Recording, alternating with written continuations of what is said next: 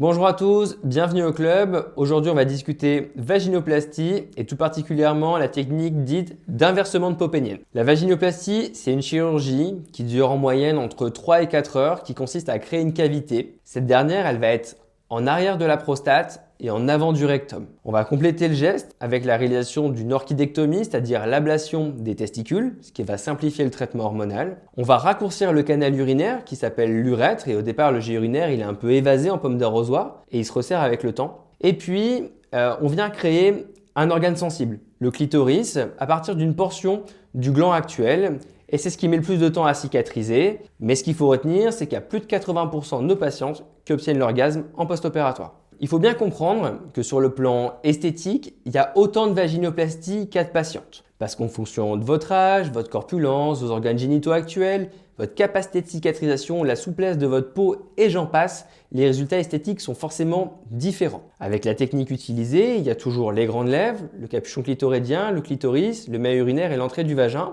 En revanche, l'aspect esthétique des petites lèvres est assez variable d'une patiente à l'autre et ne peut pas être prédit au préalable. Le rendu définitif esthétique est estimé à 6 mois et est complètement définitif à 1 à 2 ans après la chirurgie, car si vous entretenez vos cicatrices, en les massant avec des crèmes cicatrisantes, elles vont s'affiner et s'assouplir. C'est une chirurgie qui nécessite une hospitalisation assez longue d'environ 8 jours avec une sonde urinaire qui est laissée en place pendant environ une semaine et d'un conformateur.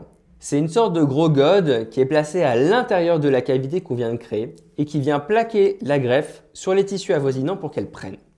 Au bout d'une semaine, ce conformateur est retiré et à ce moment-là, on vous apprend à réaliser les fameuses dilatations. Votre chirurgien, il est là pour vous donner une certaine profondeur et une certaine largeur. Mais la nature ayant horreur du vide, votre capacité de cicatrisation tend à refermer cette cavité.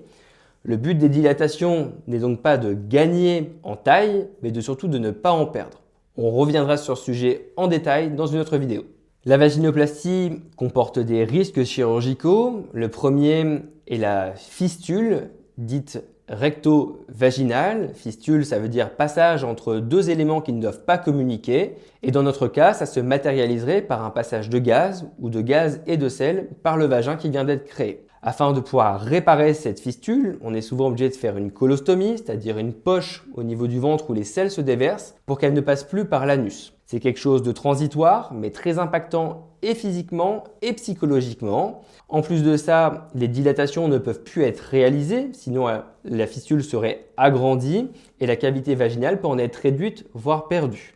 Le deuxième risque n'est pas dû à la vaginoplastie en soi, il est dû à la position que vous avez durant l'intervention, c'est-à-dire en position gynécologique.